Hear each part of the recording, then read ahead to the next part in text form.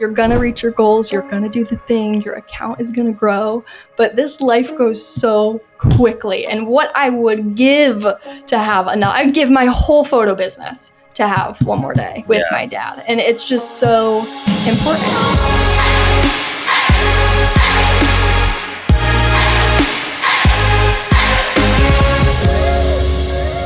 All right, guys, we are here with Stephanie Meade, an incredible photographer. I actually met Stephanie at a Jai Long conference in LA. And when she spoke, I knew she was someone that I wanted to reach back out to in the future, just because she's so inspiring. Her story is super inspiring, how she kind of walked through tragedy, which I'm excited to kind of dive in of like the entire story, but how she walked out with just this amazing, triumphant story, and how she kind of picked back up her camera in photography. And I think it's something that is so inspirational that we kind of all need to hear, especially as we're all trying to dive into our own businesses and our own problems of whatever life brings to us. And so, Stephanie, it's a blessing and a pleasure to have you on this podcast today. Why don't you just say hi and then introduce yourself a little bit? That was such a good introduction. That's a hard act to follow. And it's so funny because introductions get my heart going. I'm like, okay, when do I speak? I feel like I'm not that exciting. I'm like, okay, I'm about to let down a lot of people. But if you don't know me, I'm Stephanie Marie Photo. I've been a photographer for quite some time, quite a while. Like 2013, I picked up a camera. I wanted to be a landscape photographer. I'm like, this is the vision. I am gonna take photos of mountains and ocean, and it's gonna be amazing. I'm gonna have a huge studio. That was the dream. And then I was like, oh my Lord, you can make money like photographing people. I'm like, yes. And then it was like sessions, and then sessions, I second shot my first wedding, and then it's like steamed roll from there. So it's been an awesome journey, and I'm just excited to be here and talk to you. And thank you for having me, because I'm very, very excited. Of course. And honestly, like right now, from the way it looks from the outside, I mean, you have an entire storefront of things that you sell on your own Etsy account. You do workshops. My little PDF guides. Yeah. Yes. You do workshops all over the place, it seems like, and they're thriving. Quite a few. Yeah. And then obviously you're still photographing full time. So that wasn't always the case. You know, it kind of obviously started from somewhere. And so why don't you kind of maybe go back to the beginning, tell us like kind of how you got started.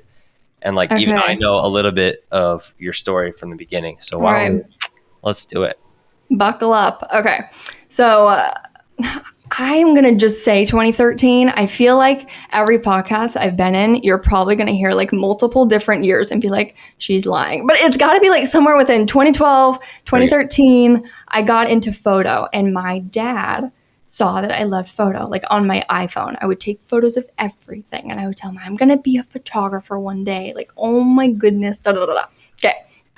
Then he got me and my twin sister our first camera, and that caused a lot of fights because me and my twin sister share everything down to the sock, like everything we share. So when we went on a ton of business trips, so we were in some random state, we weren't even home, and he walked in with this big box, and I'm like, oh, I think that's a camera. And he put it down by us. He's like, this is for you two to share. I'm like, you're hilarious, it's mine. So we opened it, and it was like this little Nikon camera. I don't remember what type it was. Definitely wasn't a full frame. It was like this little starter Nikon camera, and it was my pride and joy. And from there, I photographed a bunch of different landscape things, and wasn't really on people. It was just bushes and flowers and all different kinds of things. I just loved taking photos. And then when I was in high school, I took a yearbook class, and Emily Helm changed my life. And she is somebody that I looked up to in high school. She was the photographer queen. Like, she was in yearbooks. She was the volleyball star. She did it all. And I'm like, I want to be Emily when I grow up. So I joined yearbook, and everything Emily did, Stephanie did. I was just following in her footsteps. And yearbook was great. I loved it. And then I lost my father in 2015, and that changed everything. It was a very traumatic accident that we can get into, but I stopped photo completely, absolutely completely. Because he gave me that camera and I was like, okay, every time I looked at it, it reminded me of my dad. And I'm like, I don't want to look at this anymore. So the normal person would put it like in a shelf or in a drawer. I took the gear I had, which was just wasn't a lot. It was like the body and then it was the lens. And I took that thing out to the curb and I chucked it. And I could close my eyes and I could envision me throwing it out. I remember exactly what I was wearing, remember what the garbage can looked like. I just chucked it. Closed the lid, it slammed, and I'm like, okay. Didn't I look back? I'm like, nope, I'm done. I'm over it. The end. 2 years went by. And when we lost him, we were going into our junior year of high school. And when I transferred to a new school, we went to a very small Christian school, very tiny. So when we transferred to the big public school, they had a photo class. So I was sitting down with the counselor at the school, and she's like, okay, Steph, you got to pick one more elective, one more. I'm like, okay, what are my choices? She goes, PE, barf, or photography. And I'm like, oh, photography. I'm like, barf to both. Like, I don't want to do either. I think I asked her, like, is there any other option? Like a third, like anything? She's like, no, you got to pick one. I'm like, okay, fine. Let's just do photo. Like, let's just do photography. I don't want to run around and get sweaty. Like, let's just do photography. And that class, so yearbook and then losing him, then this class changed my life. I got back in there. It was like they had Canon 70Ds. That was also my next like camera that I got that you could rent out. And I was renting it out every day and it re-sparked it. And from there, it just exploded. I moved across the country too. I went from California to Virginia. So when I started up my business in California and all kind of the clients that I started there, when I moved, that was a huge change. So I know exactly what that feels like, uprooting your business and trying to grow it, knowing nobody around you, no friends. That's terribly hard. But I made the big move to Virginia because me and my boyfriend at the time, now husband, were doing long distance. So I moved myself all the way over here, got my first second shooting gig in photo. And Rebecca, I'll never forget her name either. I messaged Jimmy so many photographers. The industry now is a lot nicer than the industry when I was kind of like back in the day. Like I'm 25, but years ago, they were kind of mean people. Like they gatekeeped a lot. They didn't answer your messages. It was just kind of ruthless back then. So I was in my dorm and I was an RA and I'm like, this sucks. Like I can't get anything. Like I'm done. I just moved. I feel terrible. Like I'm in college, whoop-de-doo, but I want to travel the world. I don't want to deal with drunk residents every day. Mm-hmm. So Cameron, my husband, he was like, okay, get Honeybook. I'm like, that's $400 a year. I'm not paying for that. He was like, just get the free trial. Don't they have like the little opportunities thing? Because he remembered I talked about it a while ago. I'm like, fine. So I got Honeybook. I'm like, this is the last time because I reached out to so many people. I got told my gear wasn't good enough. My work wasn't good enough. I had nothing to show for, whatever. So I'm like, fine, one more. Rebecca pops up, like new opportunity in North Carolina, something, wherever it was. Wedding photographer, second photographer needed, da-da-da. Message her on the Honeybook app, find her on Instagram, message her on there. And I still have the screenshot in my phone of like, hi, I'm Stephanie. I have no idea what I'm doing. I'll do it for free. I'll carry your bags. I don't even have to photograph. Like, I just want to watch you do what you do. Instant reply, instant. And she was like, Stephanie, oh my gosh, yes, please. Like, can you be there this date, this time for this many hours? Here's the venue. So I go, and I'm looking up like, Suffolk, Virginia to this venue. It's 4 hours away. My heart sinks. I'm like, okay, message call, ring-a-ling. My husband, I'm like, hon, it's 4 hours away. Like, it's just, and before I could even kick, we're going, pack your bags. I'm like, we're going? Dang. And yeah, we drove 4 hours up to North Carolina. He, poor thing, sat in the car for 8 hours. I did the whole wedding. And then we drove 4 hours back. And that one wedding changed it again. And I'm like, okay, I got my foot in the door. I got the wedding photos. And then I was putting them all over the place. And like, since then, it's like the rest has been history. It was looking back, it's crazy how it all just works out. And I think a lot of the time people are like, Stephanie, I did a mentorship actually the other day. Stephanie, the next steps. Give me the golden road, the next step. I'm like, you know what? If I look back in my journey, I literally couldn't listicle it out, the steps. And I can just listicle out the steps. Everyone's journey is so different. Yeah. I think my biggest advice is just to enjoy the journey a little bit more. When you stop searching and searching and searching, it happens. Like, it's one thing to buy the course or do the mentorship and get like marketing steps and stuff like that. But if you just stop looking and just fall back in love with why you did photo, I miss that innocent version of me when I first started and my dad walked in with the Nikon camera. Like, there's no followers, there's no posts, there's no hashtags. I just loved photographing. I didn't have anyone to compare myself to. I was just like, yes. And I try to channel that when I start to get like insecure or I'm comparing myself to XYZ and the goals that I want to hit are just so big. I'm like, remember innocent you? Like there's something so pure there of why you started what you did. And I think there's so much power there when you reconnect with that version of you. So that is like a great point. I think we are on like knowledge overload right now in this. Yes. Oh my Lord. Yes. And everybody's trying to create the next course, the next, workshop and everything. And you're like, okay, I got to buy that now to get ahead. You know what I mean? I got to do this. I got to go this style. I got to change my whole style. And it's like, no, go back to like what you have a passion about. You know what I mean? And fall in love again. Style is a huge thing. It's editing. Yeah. Oh my goodness. Like, if I could like tier the topics and the questions that I get, like when we do mentorships, editing's up there and style's up there. And it's like, Steph, okay, here's the person I want to emulate. Like, I want to look like this. I want to look at this. I'm like, okay, chillax, first of all. And then 2, your style is going to constantly change. It's probably one of the things like I have a love-hate relationship with is the style change. Like, I love just constant, just consistency and nothing changes ever. But editing, it's like you think you got it. And it's like, okay, this is my style. Guess what? In 3 years, you're just gonna get better and better and better, and you're gonna see it change. Like if you just scroll down on your Instagram over and over and over, you see the change, and you don't even realize it's happening. Yeah. And I think that just goes back to loving your journey too. And you want to just have it all figured out. And how do I get my greens like this and my skin tones like this? If you just keep practicing and putting in the work in and showing up every day and trying your best, it kind of just happens. Because hard work gets results. And if you just put in the work and give yourself a little bit of grace, it just kind of happens. And not a lot of people give themselves grace. They beat themselves up to the ground. I know I do. I beat myself to smithereens. And my husband is like, will you chill? Like, can you just take a second and realize how far you've come? Like, whoever's listening to this, I'm sure you haven't thought about how far you've come in a long time because you're so focused on what that next goal is. It's like, okay, I did this. Okay, what's next? And you can just forget. I love that. I love the ambition and the drive because I'm all into it. And that's like literally me. But being like that, you just forget everything that you've accumulated up into this point.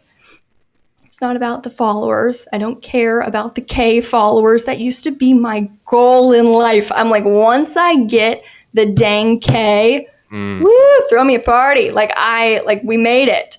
Okay. And then we got the K, and it's the most empty feeling. It's cool for a day. Go get yourself a Starbucks drink and look, it's the K. Like, how cool. Because who doesn't love their account growing? We all love it. But it's an empty feeling at the end of the day. And I was like quickly just humbled. I'm like, wow, this is what it's all cracked up to be? Okay, great. And I think I made a reel about it a bit ago. I'm like, if anyone else is just chasing this K number, chase something else. Fall back in love with what you do. Fall back in love with yourself. It just, in the era of social media and reach and views and everything, it just gets muddled and you lose yourself in the process. And you are your business. And if you don't feel your best, you can't serve from an empty cup. And I think for a long time, I was trying to give from an empty cup. I'm just like, okay, gotta have it on all the time. Gotta have all the answers, all the questions. But if you don't fill up your own cup, you're just kind of doing yourself a disservice to yourself, but also everyone around you. Maybe I'm speaking to just myself, but I'm pretty sure there's like 3 people out there or more that also feel the same way, where it's just like, man, Instagram, TikTok, social media, it's all super loud. It's very loud. Very noisy. And so like, what's something that maybe you can speak into those people's lives? Definitely not me. But the people that are struggling and being like, Yes. hey, like it doesn't feel like I can, maintain this business the way I've been able to do it.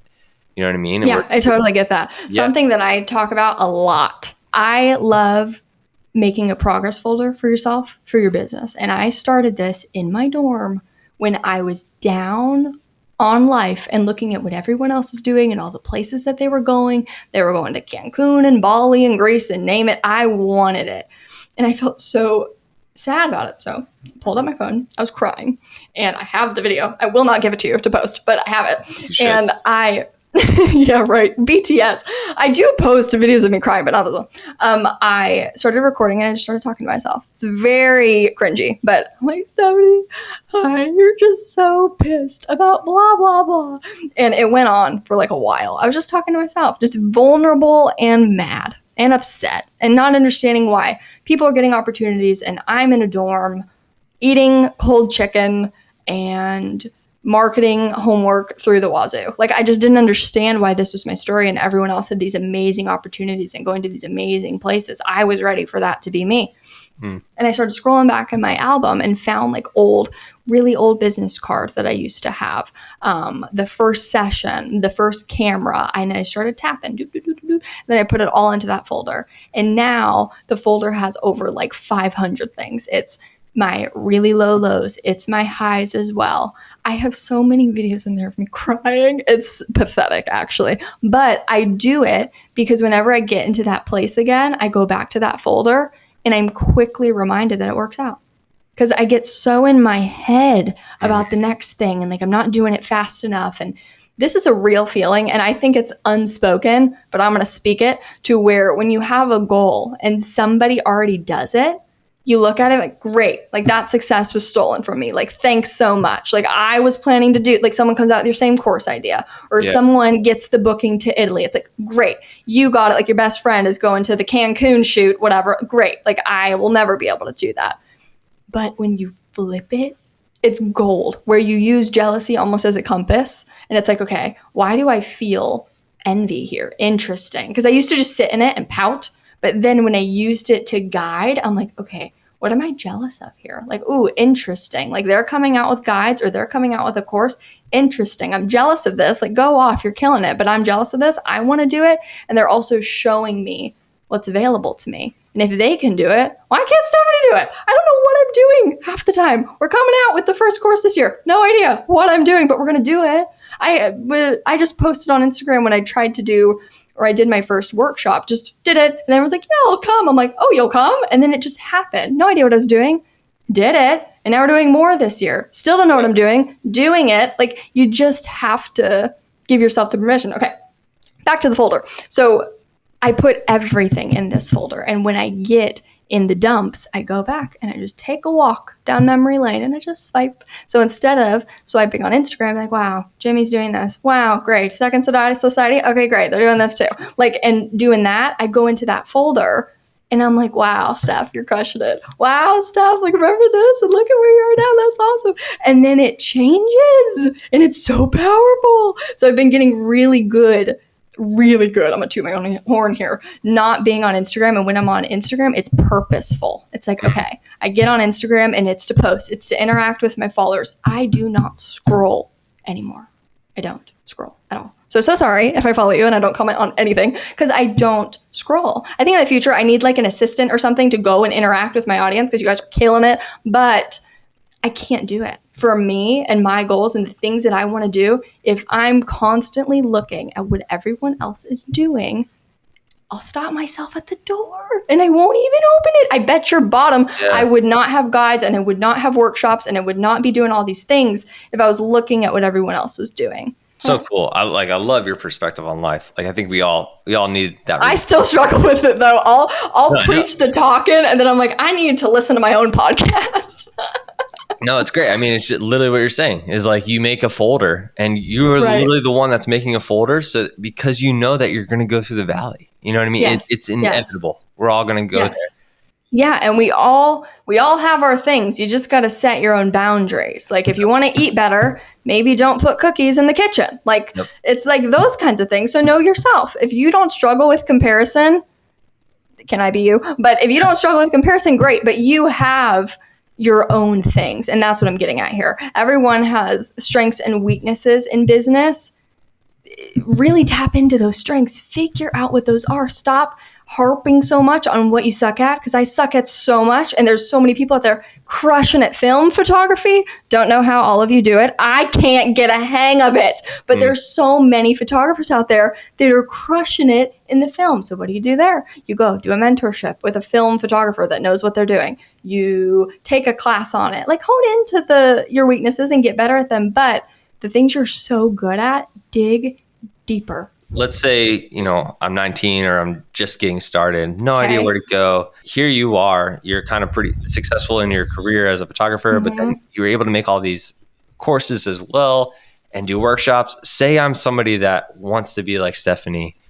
What's kind of like your step-by-step process that you would say to kind of focus on if I'm, from 0 to 5 years from now, or I'm not sure how long it took you to get here, but maybe something where you could like look back and be like, okay, here's kind of what I would focus on, or here's how I would take it step by step. Okay. A lot of things, we open up a business and we're like, okay, business signs open, come get business. Like you're selling muffins and you open sign business and then nobody comes and you're like, what? Like I opened the business, like no one's coming. My big thing is if your calendar is empty, fill it. Fill it with things. Go do styled shoots. Go sign up yourself for a workshop. The workshop that I did years ago in Utah with a friend that I paid and I went to the thing, it changed my business. I know workshops are expensive. You don't have to do a workshop. You could just go and plan a trip for yourself. Go get the work. Those photos I put on Pinterest went viral, and viral doesn't mean like a million. Like just say Pinterest views, you get on average like 20. If you got 600 views, that's viral. So I put it on Pinterest. It did amazing. And Pinterest is something that photographers do not tap into at all. And I don't understand why. I don't get it. We're going to have a guide about it later, but I don't get it. It's scary, but it changed my life. So I just put them on Pinterest, and I didn't know what I was doing at the time when I put on Pinterest, which goes back to my other point about just doing the action before you have it figured out and before you get it perfect, la, la, la. So I put those on Pinterest. And then I got my first inquiry out at the Salt Flats. And from there, literally booked an elopement the other week for 2025. The girl sent me a DM on Instagram and like, I found this pin. Is this you? I'm like, that's me. And now we're doing her elopement in 2025. So, and Pinterest is a very slow burn, like slow. So if you need inquiries now, we're not going to even look at Instagram. This is for someone that's like booking consecutively, but it's like, okay, I don't want all my eggs in the Instagram basket. Yep. So let's start marketing on Pinterest because slow burn, kind of like blogging too. It's like, you're not going to get inquiries like this. It takes time, but sure. I put it up and I kind of got lucky with those pins because they kind of just went off immediately.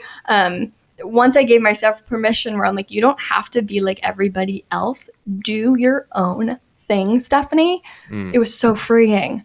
But that workshop was way before I actually gave myself permission to do it. But such a great, like, 30,000 foot view perspective of life and business. Yes. All the things, like nobody's making it. Nobody's just like cruising. You know what I mean? Like we all have our issues. Absolutely. Like, you know what I mean? It's hard. Yes. Business is hard. Yes. And that's okay. Understanding that we are all going through the same issues. You know what I mean? And everybody is having either a bad month or a bad year, whatever it might be. Yep. And let's do it together. You know what I mean? Let's grow together. Let's be better. Even when we're going through something hard on our own, like that speaks volumes. And I really believe that always comes back to you more. Yeah. And you don't want to be at the top together. Like what? Yeah. What's the point of getting to the top? And then you look down like, oh, it's lonely up here. Like you can do it together. You can do the things. I know how it can be hard mixing friendship and photo and comparison and like comparing the opportunities and how many inquiries this person is getting versus how many inquiries, whatever. I really, really want to encourage you to try to celebrate your friends' wins genuinely, because that was very hard for me for a very, very long time. And I lost a lot of friendships because of my own jealousy and comparison to them, that I wish I would have treated them differently and myself. there's just a lot to be said that there is so much success for everybody around you, and they aren't robbing you of anything. I'm learning what I want Second Society to be. And it's more than just a platform to help you find lead and second shooters. It's really, I want to build a community of people that are like you. You know what I mean? Where it's like, I'll be the mascot. No problem. I'll put a costume on. Please. But people that like, are putting on workshops, you know what I mean? Yes. Places where we can gather together, learn, but also people that are lifting us up and saying, hey, wake up. We're not about competition here. It's about community. Oh, you believe that there's actually success for everybody, that there's more than enough opportunities out there? And that's exactly what I believe. And I think that's what we need. We need a community that's just kind of outside of culture, the way culture puts it, that like, hey, you got to do this to get to the top. And it's like, no, we can all grow together. Amen. A lot easier said than done, which I had to learn really hard way, where I'm like listening. You're probably listening to this, be like, okay. Because it really can sound fluffy, because maybe it kind of is. But when you really take the time to think about that there seriously is enough success for everybody and nobody is stealing anything from you.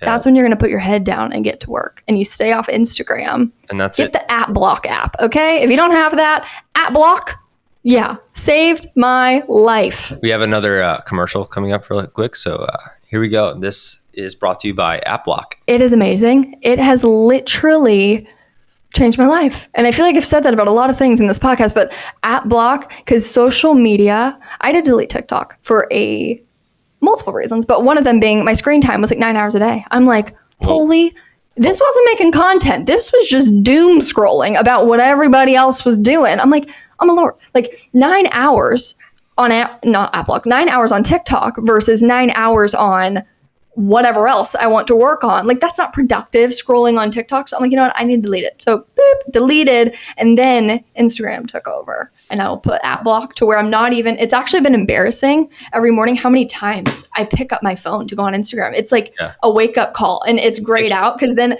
I think about it. I'm like, oh, like I'm picking it up to like a bajillion times I'm picking up my phone to get on Instagram. So when I turn App Block on, I'm quickly reminded, okay, down, done. We're not touching it. Because once I open up Instagram, it's just noise. So think of App Block as just quiet. Give yourself the morning. It's almost like, okay, you have your Zen morning, and then you open up social media, and it's like chatter. It's just loud chatter. Like you're quiet, like you're sitting there, and you're just in a coffee shop scrolling Instagram, but it's loud. And you almost don't realize it, and then you don't get anything done. You're just sucked into this Instagram vortex of what everybody else is doing or trying to look busy on social media when really they're just on their couch posting about their Bora Bora trip that they did last month. It's like, get off it. Funnel your energy into something else. So good. I think we don't really realize it, like how detrimental it is to oh my goodness. You know what I mean? To our activity, to our discipline. Yes. I mean, there's literally nothing that you get out of it. I mean, right. You're not learning. You know what I mean? You don't get out and say, oh, okay, now I'm stoked. You know what I mean? I can't wait to go make that new course. It's like, no, you're not. Now I'm driven. Because you end up getting off of it just feeling worse about yourself. And that's what I ask my mentees. I'm like, okay, when you go on Instagram, when you get off, how do you feel? 1 to 10. Like 10 being amazing, like 2, 3. I'm like, it's just it's important to set those boundaries. I know Instagram's important and we need to post things, but try every time you go on Instagram, it's purpose. So many good little nuggets in there. I want to know, like, what's the idea shop? You were kind of telling me a little bit about that. So okay, again, it's a Mel Robbins thing. I can't even take credit for it because it's Mel Robbins, but I love her. I love her. Okay, so the idea shop. For all the people who want to do 50 million things at one time, like me, myself, and I have so many different ideas. Okay, and Jimmy too.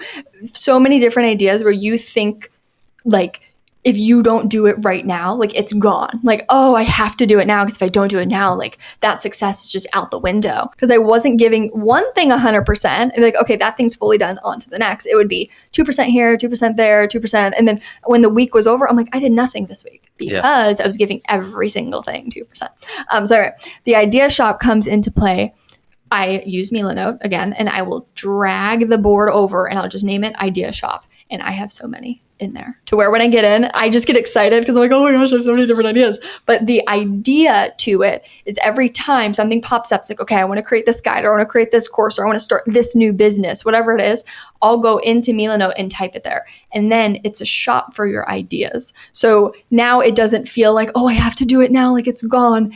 It's like, okay, I'm focusing on the thing that I'm doing now. But once this is done, I can go to my idea shop and shop from those ideas and pull from it. Because if you tried to do all of those right now, you wouldn't do them well because you're trying to do them all at one time. So scale back and try to do one thing at a time. I know it's hard, but that's so cool. That kind of concept has helped me a little bit. I want to wrap it up, but I think there's something there that you've kind of tapped into, like with all of the assets that you've created. I mean, it's really easy just to look at all that and be like, man, I could never do that. Like, she's just a superhero. Can you like unpack that real quick? Someone who's like, oh man, I really want to get started. I would love to create all these assets. I would love to do workshops. I have no idea where to start, where to shop and all that. Like, what time do you set aside weekly to kind of work on this stuff? Can you walk me through that a little bit? Yeah. Okay. So Milanote, get it. Just get it and do the idea shop and list all of it out. Pick one. Pick something that you want to do, where either you're looking at me and you want to do it, you're looking at Jimmy and you want to do it. Whatever it is, pick the thing. Because if someone has already done it, it's proof that the success is there. Like, you can do it too. Every Sunday, I plan it. So Sunday, I sit down and I get out my little planner thing and I start writing down all my different ideas. Not ideas, things that I need to do. So Salt Flats dress. Okay, I need to send this proposal to this client. Okay, I need to make the timeline for this client. All the things that are priority, big capitalization on priority, because a lot of the times making the timeline for the client or sending out the boxes that you need to or something aren't like the most like fun, exciting. So you want to jump to like the more exciting things, but then it's like you keep putting off the things that are just kind of blah. I get it because I do that a lot, but I'll write everything down. It's typically like 15, 20 things. And when I look at that list, I'm like, oh my Lord, I am so stressed out looking at this list. And then I pull up Google Calendar, which I don't know what everyone else uses, but time blocking is amazing. And I'll just pull up Google Calendar and the 20 thing list that's stressing me out, I'll time block it into my week, say Monday. Okay. I block out my whole morning. I'll do like 5:30 to 8 o'clock, get to my coffee shop at 8, and then starting there, okay, 8 to 8:15. And start with the things that you don't want to do. If it's answering the email, if it's the call that you're dreading to do that Monday, don't make the call at 8 p.m., 9 p.m. Make it at 8 a.m. because then when you do that call, now you're going downhill. Now you have like momentum to do everything else you got to do the day. If you have the call at, say, like 5 p.m., now you're like going up the mountain to the thing you really don't want to do later. So try to put all the tasks that you have been dreading and procrastinating first. And how long do you think it takes you on a Sunday to kind of time block? Because I think that's one of my excuses would have been like, oh, I don't have every Sunday to sit down and do this, you know what I mean? Or you kind of let life happen, or it's the weekends. Yes. Now, I used to, like, it wasn't every Sunday. It took some time for me to get into that habit. It's some Sunday, like some Sundays we go to church and we worship Jesus, but for some reason the Sunday just turned left. And I'm like, I am not time blocking, forget it. And then I'll do that Monday morning. And typically when that happens, my whole week is just blah, like, ugh. But dang. I try to every Sunday after church, and I don't work Sundays. I've been trying to get really good at not working Sundays and giving myself that day. Yep. Lord talks about it being a day of rest, but also just being a day of reset and don't do anything. Because sometimes I can also think, oh my gosh, if I don't work this whole day, other people are going to get ahead of me. How bogus is that? It's so bogus and pathetic, but that's the way I would think. I'm like, oh my gosh, if I take this day off, like all these people are just going to fly past me and I need to get ahead of the game and da-da-da. Rest is so important. You don't need a day. You need 15 minutes a day. So even if you aren't full-time right now, you're like, I don't have any time to work on my business at all. Yes, you do. And I mean, we waste so much time not being productive during the week that we probably could have just used 15 minutes on Sunday to time block everything out and be super productive. And you would have got that 15 minutes back. Yes. Right. Speaking of time, can I say one thing? Yeah. Okay.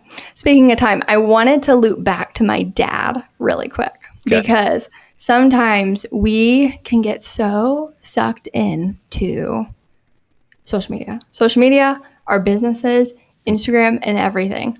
Life, you guys, is so short. It is so short. Me and my husband and I, we lost 2 people in January, 9 days apart. It was like night and day. It was done. Like, it was crazy. In 2015, I lost my dad, and he was my best friend. Like, my mom and I are really close, but me and my dad were a lot closer to me.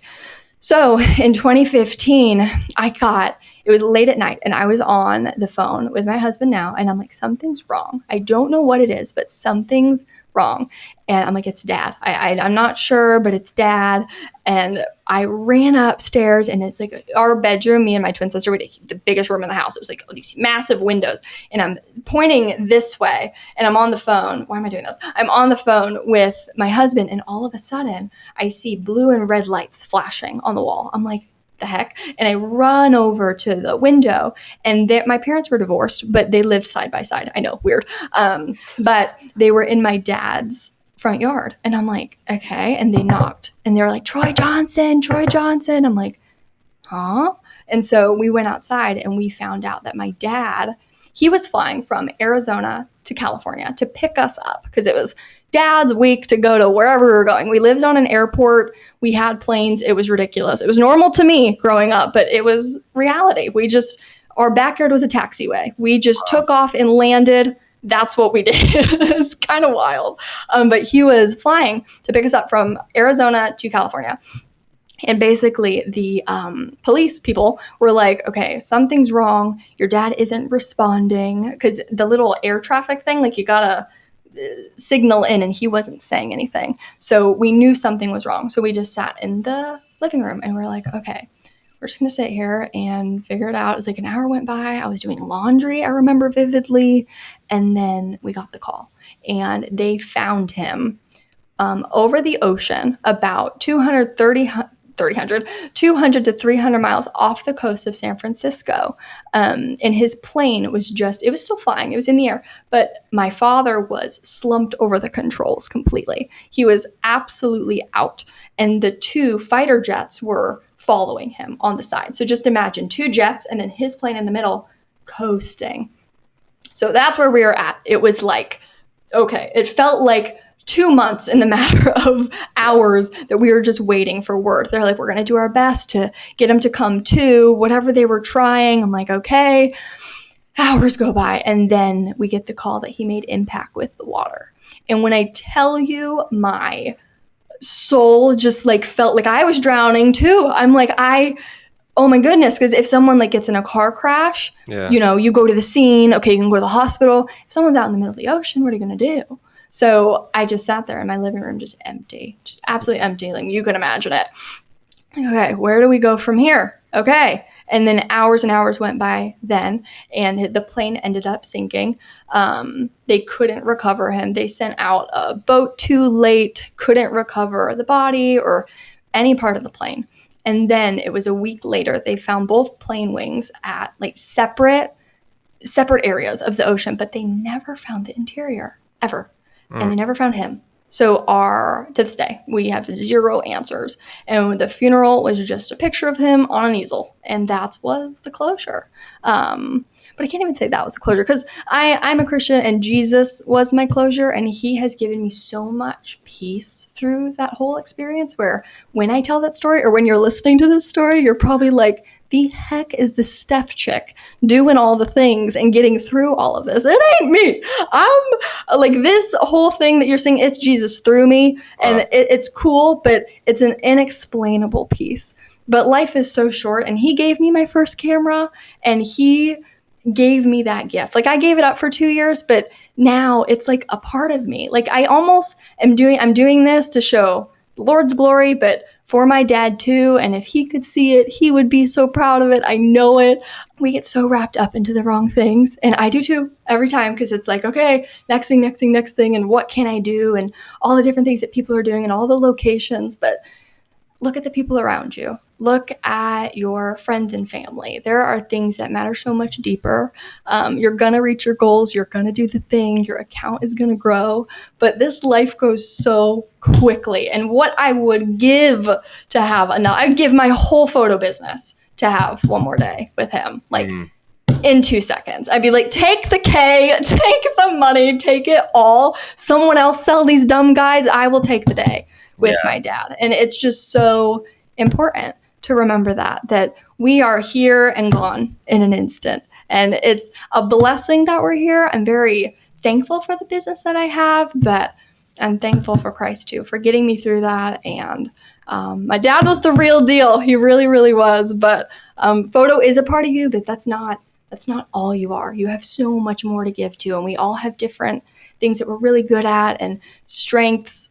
Embody those and be a nice person too, because you just never know what somebody is going through. And you have power. You have power to change someone's journey. You have power to be a piece of where they're headed. Don't take that lightly, because it's so important. And I didn't want to get off this podcast without saying that. So sorry if this extended it past, but I wanted to say that little bit. No, you said it, and that it needed to be said for sure. That's what the whole podcast was for. Like, for that. Yes, you know what I mean? Good. Totally, man. What a pleasure. What a a breath of fresh air. For real. Aw, you're gonna make me cry now. I told Kayla, I better not cry on this podcast.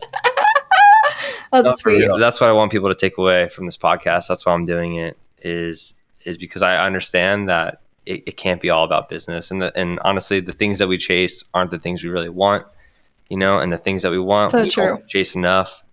And so we need reminders weekly, daily, you know what I mean? Let's chase the right thing. Yeah, put it on some sticky notes. I do that sometimes. Just put sticky notes where I'm like, hello, like, life is short, Steph. Like, being kind today. Like, answer the DM. Like, if you literally have to put it in front of your face, put it in front of your face. But oh man, I want to wrap this up. I really do. Tell people where. I think there's going to be a lot of people that want to reach out to you, ask you questions, learn more about you, learn how to hang out with you. So, what are some of those ways that we can get in touch? Yes. Okay. Instagram probably the best place. Yeah. Awesome. And then my shop, you'll find it somewhere. But yeah, reach out on Instagram. I'd love to kind of talk back and forth. I love sending voice memos and connecting to a bunch of random people like you. So please do. So cool. Thanks again, Stephanie.